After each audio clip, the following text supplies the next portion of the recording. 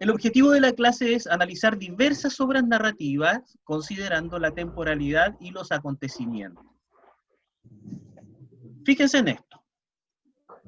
El tiempo en la obra narrativa tiene tres focos, como les decía hace un rato atrás. Tiene el tiempo de la historia, el tiempo del relato y el tiempo de la narración. Cada uno de ellos se enfoca de distintos puntos de vista, pero hay algunos que se tocan. Vamos con el primero, tiempo de la historia. El tiempo de la historia habla de la evolución. Un suceso narrado tiene un inicio y tiene un final. La historia transcurre entonces desde el principio al fin. No se traslada ninguno de los puntos alejados hacia el centro o hacia el principio, etcétera, etcétera, etcétera. Como allí lo dice, hay un orden cronológico, hay hechos consecutivos y el tiempo que se presenta es absolutamente ordenado. Bueno, ¿qué ocurre en el segundo tiempo del relato? En el tiempo del relato en realidad es una herramienta estética que utiliza el autor, ¿ya? Quiere provocar en el lector un efecto, un impacto. Esto lo determina el autor, aquí lo dice claramente, ¿cierto? Y puede coincidir o no con la historia. Por ejemplo, alguna narración que comience por el final, como ocurre con la película Memento, ¿ya? En donde empieza el tipo que está encerrado en un cuarto, tiene un arma en la mano y no sabe qué pasó, y de a poco va reconstruyendo la historia. Allí hay un orden estético. El tiempo del relato, estéticamente, pretende causar un impacto en el lector, o en este caso que yo les decía de la película, en el observador. Y y puede esto coincidir o no coincidir con el primer tiempo, el tiempo de la historia, ¿ya? Vamos ahora al tercer tiempo, que es el tiempo de la narración. ¿Cómo es esto? El tiempo de la narración se refiere a si el individuo que está relatando la historia lo hace desde el pasado, desde el presente o del futuro, ¿ya? Se llama posterior cuando el tipo cuenta la historia del pasado, cuenta una historia que ya ocurrió. Puede ser simultánea si él narra en presente la historia, y puede ser anterior, es decir, que él se anticipa y crea una historia de un futuro, ¿ya? Entonces ahí tenemos los tres tipos de tiempos de la obra narrativa. ¿Se entiende eso, chicos? Si alguien no lo entiende, Sí. para que... Bien, perfecto. Sí. ¿Alguien no lo entiende? Bien, seguimos. Vamos a ir a un ejemplo ahora. Vamos a ir a un ejemplo. Y es precisamente la lectura de un texto. ¿Han escuchado ustedes, me imagino, algún texto de terror, algún relato de terror? Por ejemplo, La Llorona, el Trauco en la parte de Chiloé, el Tuetué por acá, ¿cierto? Muchas historias bien interesantes. Bueno, aquí la tía encontró un cuento muy, muy interesante que está inspirado en relatos mexicanos populares. Así es que yo la dejo a ella ahora. Vamos a leer el texto, tía Yarlín, su parte. En el kilómetro 316, por la autopista conocida como Ruta 500, hay un viejo álamo que demarca la entrada a la antigua carretera que conduce a uno de los poblados abandonados en el norte de México y que se conoce con el nombre de Compuertas. Los conductores no pueden dejar de sentir escalofríos cuando pasan por ahí. Cuentan que durante los días más fríos del invierno, la espesa neblina cubre el llano y el aspecto del viejo árbol se vuelve más tétrico. Sus ramas semejan garras que amenazan con alcanzar a los viajeros y sacarlos de la rúa. Hay muchas cruces clavadas alrededor como resultado de los innumerables accidentes que se han presentado en ese tramo carretero a lo largo de los años. Una de las noches más heladas del año 2010, Jacobo circulaba por la ruta 500 cuando poco antes de llegar al poste 316, su coche empezó a fallar. Pensó en frenar, pero el horrendo paisaje lo hizo seguir adelante. A vuelta de rueda y haciendo alarde de valor y destreza, tomó hacia la derecha con rumbo al abandonado pueblo de Compuertas. Por espacio de media hora condujo sin parar, con la esperanza de encontrar algún taller mecánico o cuando menos toparse con alguna persona con quien platicar y pasar la noche.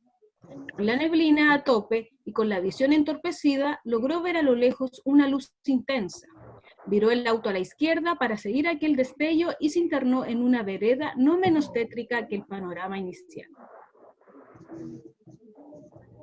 El rayo incandescente emanaba de una antigua gasolinera olvidada durante la década de los 80. Cautelosamente se estacionó bajo el oxidado techo de láminas y descendió del vehículo. Le pareció ver de reojo una sombra negra que salió prácticamente corriendo cuando puso el primer pie sobre el accidentado pavimento. Debió ser el viento que arrastró alguna rama. Se engañó con la intención de calmarse. De la oficina principal salía la luminaria, solo que ya de cerca parecía menos intensa.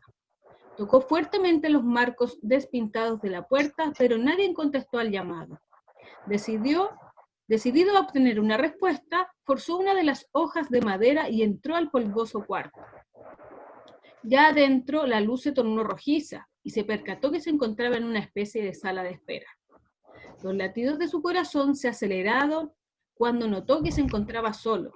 A su alrededor había gente que miraba fijamente hacia el pequeño cuadro de luz.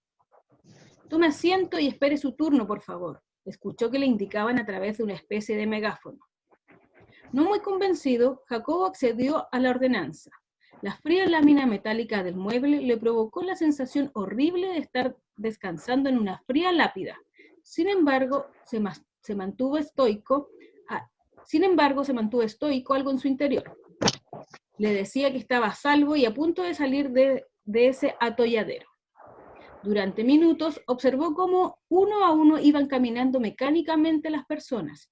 Se posicionaban en silencio en el epicentro y el esplendor de aquel cubo de luz aumentaba al instante, para después volver a su estado mínimo, pero de transeúntes no se veía regreso alguno. De repente sintió una áspera mano tocar su antebrazo. Sin voltear, escuchó una voz gutural que le preguntaba: «¿Y tú? ¿Dónde moriste? ¿Sabes la alada que tendrás que marcar para llegar a donde vas?». Un escalofrío recorrió su espina dorsal, pero aún así logró zafarse de la escuálida extremidad para posteriormente salir en estampida, internándose en la brisa que continuaba sumamente espesa. No supo ni a dónde ni por cuánto tiempo corrió. Lo importante era ponerse bajo resguardo. Cuando se sintió seguro, se acurrucó al lado de lo que parecía ser la barda de una construcción y se quedó dormido hasta que los rayos solares lo despertaron. Al abrir los ojos, se percató que estaba en medio de un cementerio, o algo parecido. Siguió el sonido del ruido constante de neumáticos en movimiento. Ahí estaba la autopista ante sus ojos. Sin pensarlo, empezó a hacer señales levantando desesperadamente los brazos. Un automóvil de modelo antiguo se detuvo y a toda prisa se trepó azotando la puerta como intentando dejar atrás aquella pesadilla. «Estaba a salvo, vivo, vaya aventura», balbuceaba mientras el piloto lo observaba, como poseído, y lo invadía de preguntas que no escuchaba o no entendía y mucho menos podía responder. No supo en qué momento llegó a su casa. Una semana después de aquel espeluznante día, descansando en la sala, escuchó el silbido del cartero que le dejaba correspondencia. Con una taza de café en su mano, salió tranquilamente a revisar el buzón y encontró un sobre de color blanco con un extraño remitente, el más allá. Lo abrió ansioso, pensando que era tal vez una broma de mal gusto, pero quedó en shock al ver que dentro del mismo estaba una de las placas de su coche y al reverso aparecía un mensaje en tinta roja que decía: «Su lada y número es 01-316-500-2010». ¡Wow! ¿Qué les pareció el cuento, chicos? Está bueno. ¿Está bueno? Entretenido. Sí. Es muy entretenido, sí.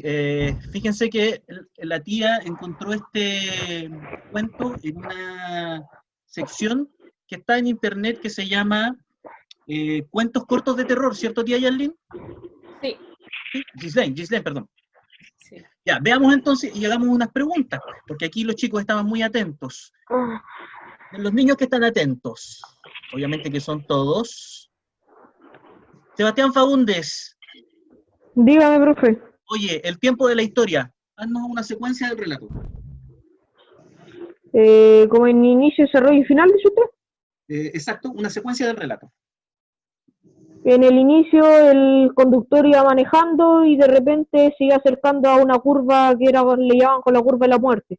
Y su camión empezó como, el auto donde iba empezó como a quedar en pana. Y empezó a tener miedo y empezó a ir a la vuelta de la rueda, hasta llegar a lo más cerca que encontró, que fue una gasolinera abandonada. Después entró y empezó como a tener miedo porque estaban con puros fantasmas. Deténgase, deténgase. Connie, ¿estás? Sí, Continúa. después empezaron a hablar personas como que estaban muertas y se quedó dormido y despertó en un cementerio. Después salió y lo llevó un auto hasta su casa, pasaron los días y le llegó una carta con una nota que lo asustó. El tiempo de la historia es cronológico, va desde un inicio a un final. Perfecto, en eso ya lo determinamos con la intromisión de Sebastián. El tiempo del relato coincide con el tiempo de la historia. No hay una deformación de la historia contada. Eso ya lo determinamos con Eduardo, ¿cierto? Y finalmente con la profesora determinamos que el tiempo de la narración es posterior, es decir, él cuenta una historia pasada. De hecho, ni siquiera él. A él le contaron que algo le había pasado a otra persona que se llamaba, ¿cómo? ¿Jacobo? Jacobo. Jacobo, correcto.